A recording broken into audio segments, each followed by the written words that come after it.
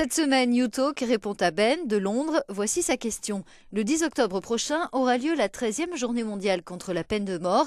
Quel état des lieux dressez-vous aujourd'hui? Il y a 40 ans, 30 ans, 2/3 des pays du monde appliquaient la peine de mort régulièrement. Aujourd'hui, c'est exactement l'inverse, opposé. 2/3 des pays des Nations Unies ont aboli la peine de mort, soit dans la loi, soit dans la pratique.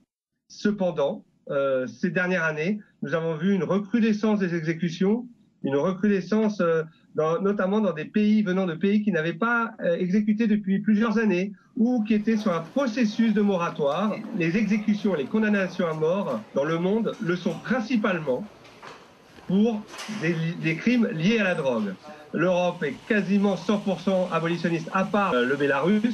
L'Amérique latine est quasiment 100% abolitionniste, à part quelques îles des Caraïbes. L'Afrique subsaharienne est de plus en plus abolitionniste et l'ensemble du Maghreb n'a pas exécuté depuis plus de 20 ans.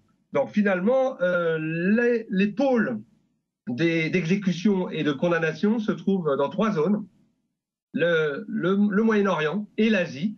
Et puis je rajouterais en plus de ces 2 zones l'exceptionnalité malheureuse des États-Unis. On a toujours autant de difficultés à avoir des chiffres, en particulier comme pour des pays comme la Chine ou comme l'Iran. Le chiffre donné par les organisations des droits de l'homme est autour de 600-700 exécutions, mais on imagine que c'est bien au-delà, entre 3 ou 4 000 exécutions chaque année.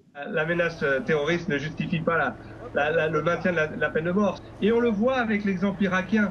Plus la réponse de l'État était violente via des exécutions, plus le terrorisme était fort. Comme on a aboli l'esclavage, il faut arrêter avec cette peine totalement cruelle, inhumaine et dégradante.